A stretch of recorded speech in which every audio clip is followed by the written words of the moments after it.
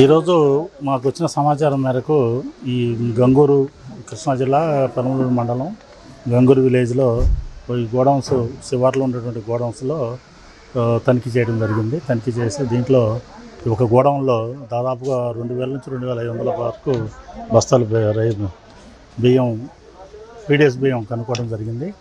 వీటి మీద ఇది విచారణ జరిగిన తర్వాత దీనికి సంబంధించి కాకర్ల సాయి మోహన్ నాయుడు అనేటువంటి అతను, తర్వాత దేశు సాంబశివరావు అనే అతను, వీళ్ళిద్దరూ కలిసి గొడవను తీసుకొని విజయవాడకు చెందినటువంటి బ్రోకర్లు ఎవరైతే ఉంటారో బియ్యం వాళ్ళ దగ్గర బియ్యం కొనేసి నిల్వ ఉంచినట్టుగా చెప్పారు.